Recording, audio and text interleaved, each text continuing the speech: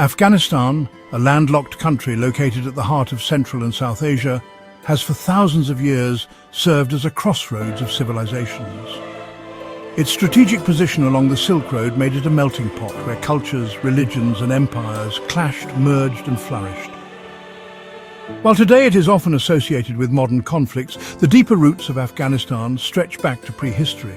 The ancient history of Afghanistan, its pre-Islamic period, is filled with remarkable civilizations, conquests, philosophies and artistic traditions that profoundly influenced not only its own people, but also much of Asia.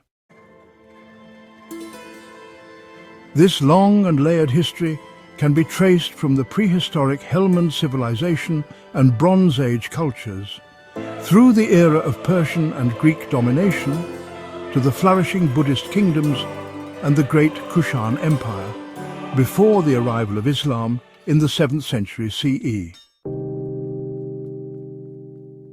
The story of Afghanistan begins deep in prehistory.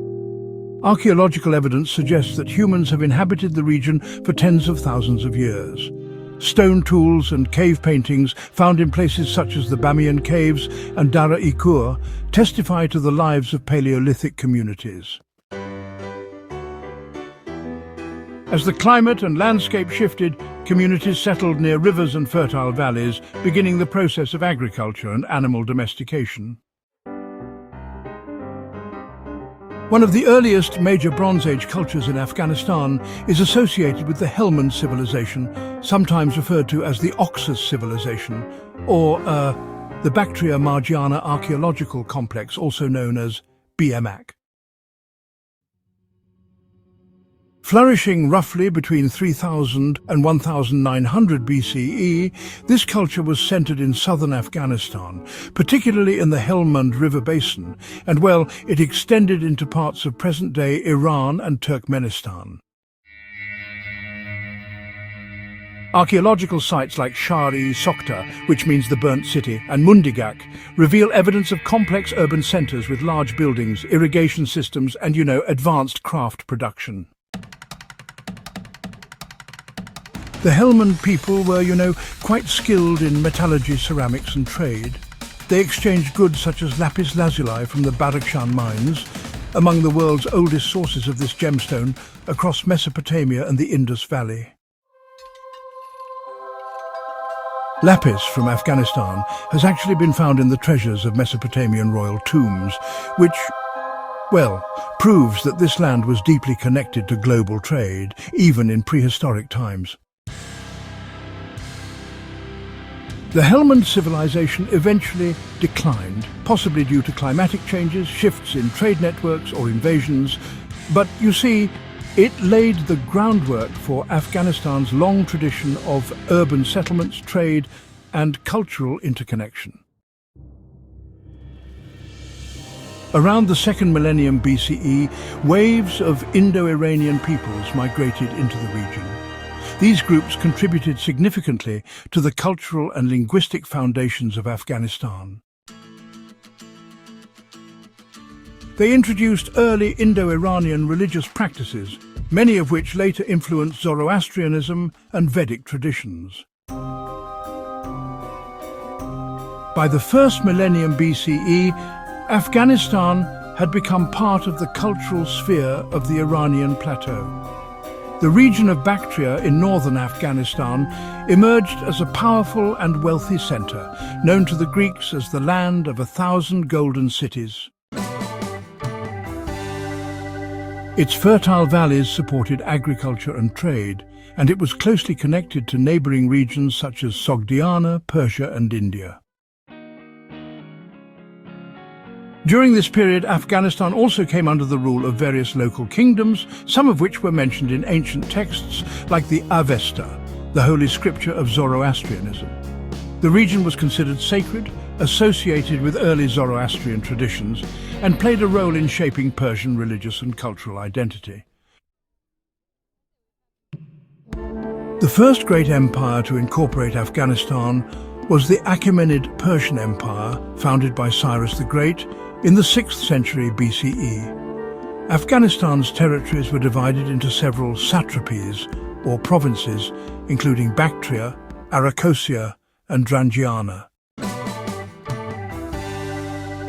Under Persian rule, Afghanistan became part of one of the most sophisticated political and administrative systems in the ancient world. The Achaemenids built roads, encouraged commerce, and introduced a standardized system of weights, measures, and coinage. This integration enabled Afghanistan to thrive as a hub linking the Persian heartlands with India and Central Asia. Zoroastrianism spread during this period and, many cultural practices became firmly rooted. However, Persian domination was challenged by constant unrest at the empire's edges, and Afghanistan's rugged terrain often served as a refuge for local resistance against imperial authority. In 330 BCE, Alexander the Great invaded Afghanistan during his conquest of the Persian Empire. Afghanistan, however, proved one of his most difficult campaigns. The fierce resistance of local tribes in places like Bactria and Sogdiana forced Alexander into prolonged guerrilla warfare. Despite resistance, Alexander founded several cities in Afghanistan, including Alexandria in Ariana, which is now known as Kandahar, and others along key trade routes. These cities, they became centers of Hellenistic culture. Greek language, art and philosophy blended with local traditions, giving rise to a unique Greco-Bactrian culture. After Alexander's death in 323 BCE, his empire fragmented. Afghanistan fell under the control of this Seleucid dynasty, but soon local rulers and breakaway states, such as the Greco-Bactrian kingdom in the 3rd to 2nd century BCE, emerged. The Greco-Bactrian rulers, created a truly cosmopolitan realm that extended all the way into northern India. Their coins, art and architecture, they really do reflect a remarkable fusion of Greek and Eastern motifs. One of the most enduring legacies of this period, I must say, was the cultural synthesis that later contributed to Greco-Buddhism, an artistic and philosophical tradition blending Hellenistic and Buddhist ideas. Perhaps the most celebrated chapter in Afghanistan's pre-Islamic history is, without a doubt, the rise of the Kushan Empire. The Kushans were originally part of the Yuezhi, nomadic peoples who migrated from Central Asia and eventually settled in Bactria. By the 1st century CE, they established a powerful empire stretching from Central Asia into northern India, with Afghanistan at its core. The Kushan rulers, such as Kanishka the Great, presided over an era of prosperity and cultural brilliance. They controlled major sections of the Silk Road, facilitating trade between Rome, Persia, India and China.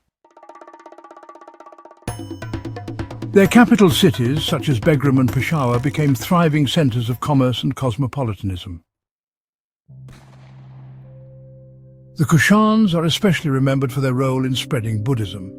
Kanishka sponsored Buddhist councils, supported monasteries, and encouraged the translation of Buddhist texts into different languages. Afghan regions such as Bamiyan and Gandhara became world-renowned centers of Buddhist art and learning.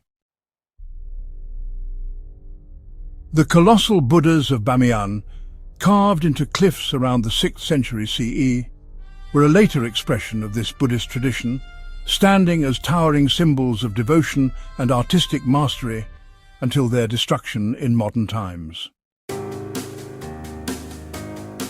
After the decline of the Kushans, Afghanistan came under the sway of the Sasanian Empire of Persia in the 3rd century CE.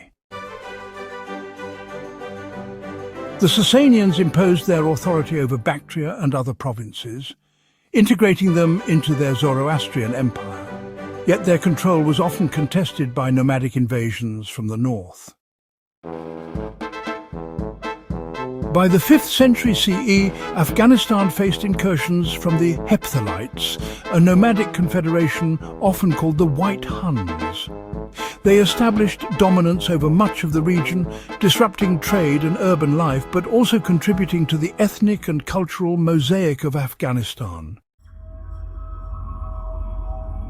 Despite political turbulence, Buddhism and Hinduism continued to flourish in Afghanistan up to the eve of Islam.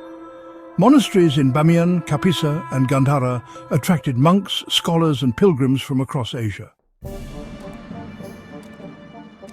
Afghan artisans developed the Gandhara style, a distinctive art form combining Greek realism with Indian spiritual themes, producing, these exquisite statues of the Buddha and Bodhisattvas. Meanwhile, Hindu temples and practices also coexisted, particularly in southern and eastern regions.